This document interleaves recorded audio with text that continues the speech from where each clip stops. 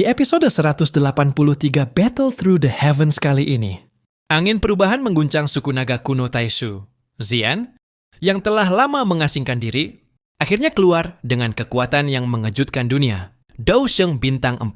Sendirian, ia menghadapi 3 raja naga sekaligus, membuat seluruh pulau naga diliputi ketegangan yang mencekam. Setelah menuntaskan urusannya dengan suku Tianyao Huang, Xiaoyan tidak membuang waktu sedikit pun. Ia segera bergegas menuju Pulau Naga Timur. Dalam perjalanan, ia menyelamatkan He Qing dan Tetua Zuli yang tengah terdesak. Dikepung pasukan gabungan dari 3 pulau naga. Dari merekalah Xiao. Yan mengetahui situasi genting yang tengah terjadi. 3 raja naga telah menerobos Pulau Naga Timur, dan pertempuran penentu telah meletus. Tanpa ragu, Xiaoyan memimpin rombongan untuk mempercepat perjalanan, membelah kehampaan dengan kecepatan penuh. Saat mereka tiba di atas Pulau Naga Timur, pemandangan menggetarkan jiwa langsung menyambut mata. Di kejauhan, di dalam kehampaan yang luas, sebuah lingkaran cahaya raksasa seperti matahari terik melayang anggun namun mengandung kehancuran. Di dalamnya, bayangan beberapa sosok terlihat saling bertabrakan dengan kecepatan ekstrim. Setiap benturan mengguncang langit dan bumi, memicu badai energi dahsyat yang menyapu ruang kosong. Tatapan Xiaoyan mengeras. Dengan memanfaatkan api surgawi, ia menembus penghalang.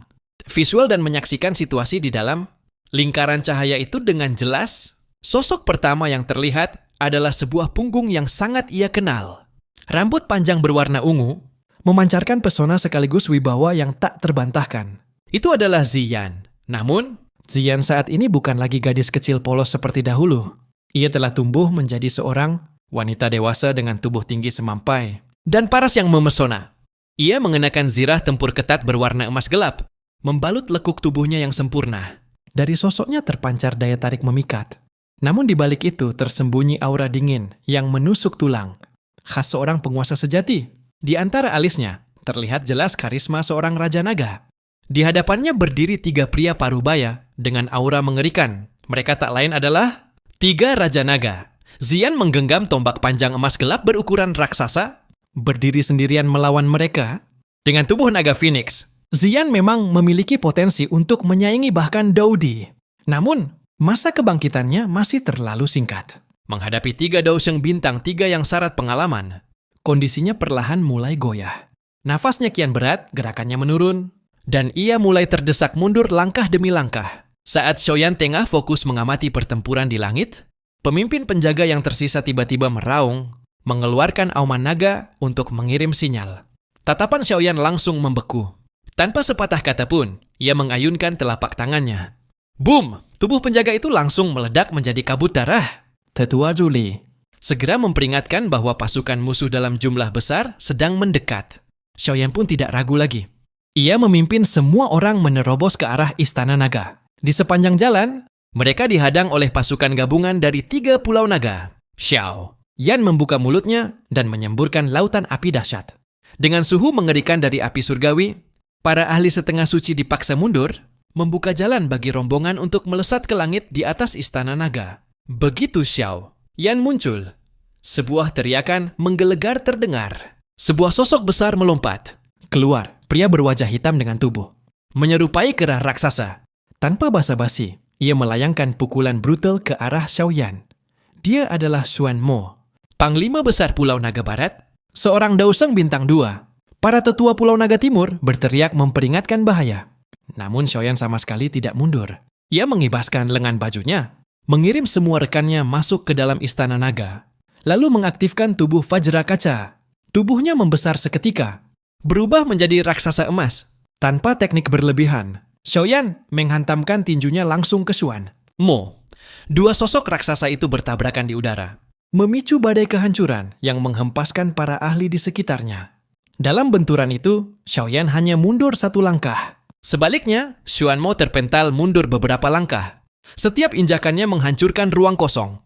Xuan Mo terkejut oleh kekuatan fisik Xiaoyan, namun tetap menyeringai dingin.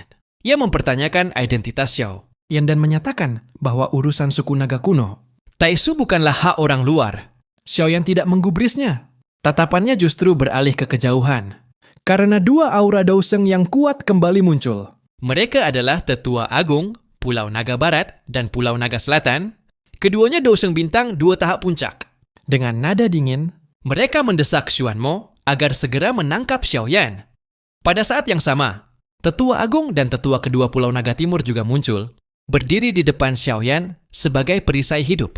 Kedua kubu tingkat, atas pun saling berhadapan di langit istana. Naga, pihak pengkhianat, berdalih atas nama Penyatuan Agung, mengklaim bahwa Kaisar Naga Lama telah lama menghilang, dan demi kebangkitan klan, mereka bahkan rela bersekutu dengan musuh bebuyutan, suku Tian Yao Huang. Mendengar itu, para tetua Pulau Naga Timur murka, menuduh mereka melupakan jasa Kaisar Naga, mengkhianati aturan klan, dan menginjak-injak kehormatan leluhur. Zhao Namendenggus tak sabar. Ia mengangkat tangannya dan melemparkan sebuah sosok yang telah disegel ke hadapan semua orang. Itu adalah Kun Huang, pemimpin bala bantuan suku Tian Yao Huang. Dengan suara datar namun mengguncang jiwa, Xiaoyan berkata bahwa bala bantuan Tian Yao Huang telah ia musnahkan di perjalanan. Seluruh langit seketika terdiam. Wajah semua orang berubah drastis. Amarah Xuanmo pun meledak tanpa bisa dibendung. Para Raja Naga pengkhianat segera memberi isyarat kepada 2 tetua agung mereka. Bunuh, ratakan istana naga. Begitu perintah itu dilontarkan, langit seketika bergetar. Satu demi satu kilatan cahaya melesat keluar dari kehampaan. Hampir 100 ahli muncul dalam sekejap. Mereka yang berada di barisan depan mayoritas adalah ahli setengah suci, sementara sisanya tak satu pun di bawah Douzun Bintang 5. Pulau Naga Timur pun tak tinggal diam. Para tetua dan pasukan inti keluar habis-habisan, mempertaruhkan segalanya demi kelangsungan klan. Dalam sekejap, perang besar pun meledak di langit Pulau Naga Timur. Raungan naga, teriakan amarah, dan dentuman energi saling bertubrukan. Langit berubah menjadi medan kehancuran. Pertempuran langsung memasuki fase paling brutal dan panas. Meski jumlah pasukan dari 3 Pulau Naga jauh lebih banyak, Pulau Naga Timur bertarung dengan tekad mati-matian. Demi bertahan hidup, mereka sama sekali tidak mundur. Untuk sesaat, medan perang terjebak dalam kebuntuan berdarah. Di tengah lautan manusia itu, Xiaoyan bergerak bagaikan dewa perang. Ia menerjang ke sana kemari, kekuatannya tercurah tanpa sisa. Dengan satu tangan, ia mencengkeram seorang Daozun tahap puncak, lalu menggunakan tubuh orang itu sebagai senjata hidup, menghantamkan langsung ke arah seorang ahli. Setengah suci hingga terpental jauh dan memuntahkan darah. Namun Xiaoyan sama sekali tidak terlena oleh pertempuran ini. Perhatiannya terus tertuju pada kehampaan jauh di atas sana. Di dalam lingkaran cahaya itu, Zian semakin terdesak. Auranya mulai kacau. Gerakannya tak lagi secepat sebelumnya. Jika dibiarkan, kekalahan hanyalah soal waktu. Tatapan Xiaoyan mengeras. Ia berteriak keras kepada 2 tetua Pulau Naga Timur di belakangnya, memerintahkan Yao Ming untuk bekerja sama dengan mereka menahan Xuanmo dan 2 tetua lainnya. Setelah itu, whoosh! Sayap tulang di punggung Xiaoyan terbentang lebar. Angin dan petir mengamuk bersamaan. Tubuhnya berubah menjadi kilatan cahaya biru merah bercampur petir, menerobos kepungan pasukan dan melesat lurus ke arah medan tempur kehampaan. Tujuannya hanya satu, menghadapi langsung 3 Raja Naga dan menyelamatkan Zian dengan tangannya sendiri. Di medan pertempuran tingkat Daosheng, tombak panjang emas gelap di tangan Zi Yan bergetar hebat, seolah menjelma naga sejati yang mengaum penuh amarah. Aura tirani tanpa tanding menyebar, lalu tombak itu membelah kehampaan, meninggalkan busur cahaya yang menyilaukan mata. Tuar! Serangan itu menghantam keras lengan raksasa yang telah berubah menjadi cakar naga, milik pria paruh baya bermahkota, Raja Naga Barat. Kekuatan benturan tersebut sungguh mengerikan. Sisik naga yang kerasnya melebihi baja suci langsung hancur berkeping-keping, berhamburan ke segala arah, disertai percikan darah. Namun, tepat ketika tombak Zi Yan baru saja terlepas dari cakar naga itu, sebuah bayangan menyelinap mendekat seperti hantu. Itu adalah Raja Naga Selatan. Telapak tangannya menyapu udara dengan niat membunuh yang dingin, menghantam lurus ke arah wajah Zian tanpa ampun. Menghadapi serangan mendadak yang sangat terkoordinasi itu, Zian sama sekali tidak panik. Wajah cantiknya tetap dingin. Mata ungunya menyipit sedikit, sementara dari hidung mancungnya terdengar dengusan dingin penuh penghinaan.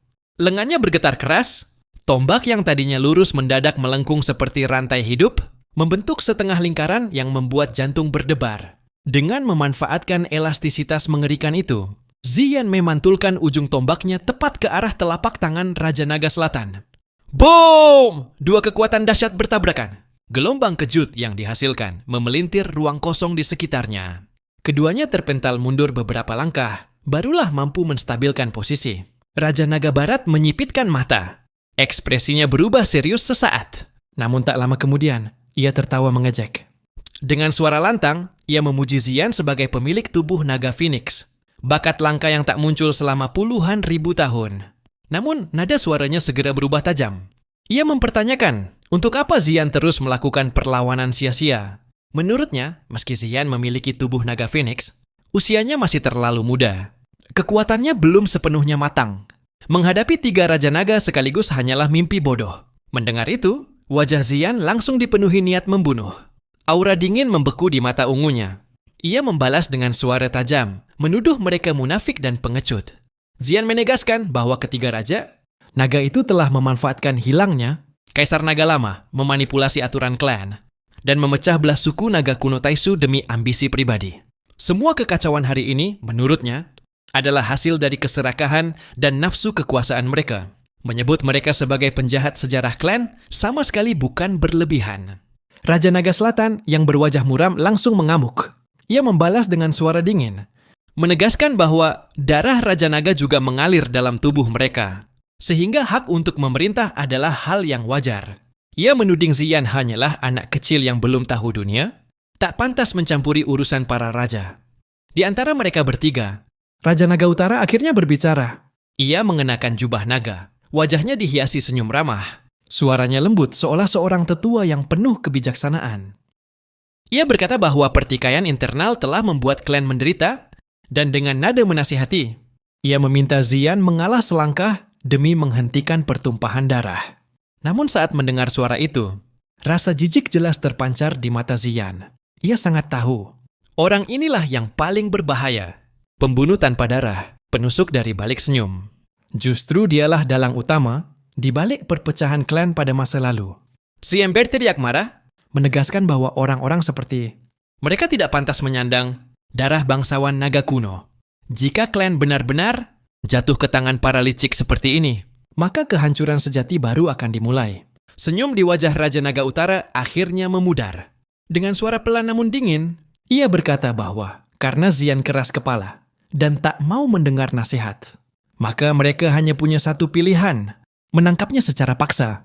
Xian yakin suatu hari nanti, saat Xian melihat klan berada di bawah kejayaan mereka, ia akan mengerti semuanya. Setelah kata-kata itu diucapkan, aura ketiga Raja Naga meledak bersamaan, menandai dimulainya fase paling mengerikan dari pertempuran. Tatapan Raja Naga Utara mengeras. Ia menyadari bahwa penundaan hanya akan memperburuk keadaan. Dengan suara dingin penuh tekanan, ia memberi isyarat kepada 2 Raja Naga lainnya agar tidak lagi menahan diri. Ia memperingatkan bahwa semakin lama pertempuran ini berlarut, semakin besar kemungkinan munculnya perubahan tak terduga. Raja Naga Barat dan Raja Naga Selatan tampak ragu sejenak. Ada ketidakrelaan tersirat di mata mereka. Namun pada akhirnya, keduanya mengangguk keras. 3 Raja Naga kembali membentuk formasi. Wajah Xian sepenuhnya menggelap. Tubuhnya perlahan mundur ke belakang. Dan pada saat berikutnya, wuhus! Sepasang sayap Phoenix raksasa membentang hingga ratusan zang mekar dari punggungnya. Setiap kepakan ringan saja sudah cukup membuat kehampaan bergetar, memancarkan tekanan menyesakan yang membuat jantung berdegup tak beraturan. Namun tepat saat ketiganya hendak melancarkan serangan, berhenti! Sebuah teriakan dahsyat mengguncang langit. Detik berikutnya, jari dan telapak tangan raksasa jatuh dari langit, menghantam langsung ke arah 3 Raja Naga. Ketiganya terkejut. Mereka mengayunkan tangan, memecah serangan itu, lalu dengan marah menoleh ke kejauhan.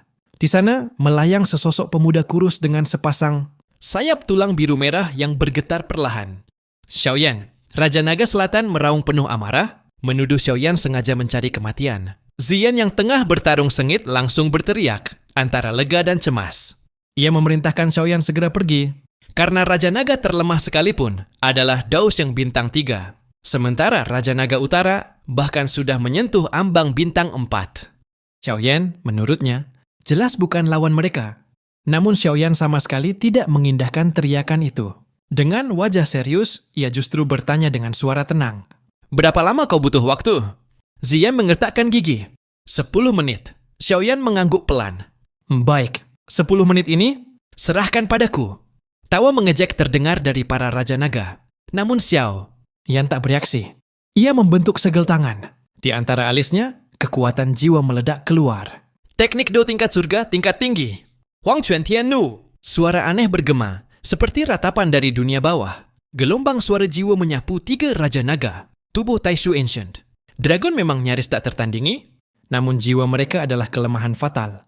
Rasa sakit luar biasa langsung menghantam kesadaran mereka. Kepala mereka seolah hendak pecah. Gerakan pun terhenti sesaat. Dan momen itu, Xiaoyan tidak menyia-nyiakannya. Dengan 3.000 ilusi petir, ia menciptakan satu tubuh bayangan menyelinap diam-diam ke belakang mereka. Saat ketiganya sadar kembali, teratai api 5 warna meledak tepat di punggung mereka. Ledakan dahsyat menggila di kehampaan. Suhu mengerikan itu bahkan membuat para ahli di pulau Naga Timur merasakan darah mereka mendidih. Meski kekuatan mereka luar biasa, Buddha's Fury Flame, lotus yang menghantam tanpa peringatan tetap membuat 3 raja naga menderita luka parah. Asap menghilang. 3 sosok naga raksasa berukuran ribuan zang muncul. Bersimbah darah, sisik-sisik hancur, tampak mengenaskan. Kemarahan membuat mereka kehilangan akal sehat. 3 sinar kehancuran disemburkan dari mulut naga mereka, berniat memusnahkan segalanya. Xiaoyan menggangkat tangan. Api surgawi berputar membentuk cakram api raksasa. Teknik Buddha's Fury Samsara. Cakram api itu memantulkan ketiga serangan tersebut, menghantam balik tubuh para raja naga. Namun dampak baliknya juga menghantam Xiaoyan. Ia memuntahkan darah. Tubuhnya terpental mundur. Raja Naga Utara yang telah sepenuhnya kehilangan rasionalitas berubah ke wujud manusia dan berteleportasi tepat di depan Xiaoyan. Boom! Satu telapak tangan menghancurkan tulang dada Xiaoyan. Xiao. Yan memuntahkan darah hebat. Namun di tengah rasa sakit, ia tersenyum buas. Teratai api 4 warna yang telah ia tempelkan sebelumnya meledak. Raja Naga Utara kembali terlempar jauh. Namun Xiaoyan pun roboh ke tanah. Organ dalamnya nyaris hancur, berada di ambang kematian. Saat Raja Naga Selatan mengangkat cakar raksasanya untuk mengakhiri hidup. Xiaoyan, tiba-tiba, darah kaisar api emas di jantung Xiaoyan terbangun. Cahaya emas menyala. Sebuah kilatan tajam melintas. Cakar naga itu terputus bersih dari pangkalnya. Potongannya halus seperti cermin. Xiaoyan menoleh dengan susah payah. Di sana, Xian melangkah di kehampaan, menggenggam pedang emas yang mengalir seperti cairan. Aura kehancuran dan niat membunuhnya membuat langit seolah membeku. Siapapun yang menyentuh Xiaoyan, ucapnya dingin, akan selamanya terjatuh ke neraka naga. Raja Naga Selatan gemetar. Ia mengenali senjata itu. Pedang pembantai naga. Teknik terkuat Taishu Ancient Dragon. Hanya bisa digunakan oleh pemilik darah kaisar paling murni. Para tetua Pulau Naga Timur berseru marah, mengecam para pengkhianat. Pedang itu membuat seluruh klan bergemuruh. Otoritas Kaisar Naga telah lahir kembali. Para naga dari pulau lain berlutut di bawah tekanan darah. Ketika Raja Naga Barat dan Selatan mencoba melarikan diri, Zigan mengayunkan pedangnya. Satu ayunan ringan, namun pertahanan sisik Raja Naga Barat runtuh seketika. Demi bertahan hidup, mereka menyemburkan darah inti membentuk lonceng Kaisar Naga. Namun hancur dalam sekejap. Kaki mereka meledak dan terputus. Xian hendak menghabisi mereka, namun kekuatan asalnya terkuras. Rambutnya memutih, darah menyembur dari bibirnya. Raja Naga Utara muncul, membawa 2 Raja Naga cacat, melarikan diri sambil menjerit di kehampaan. Pedang menghilang.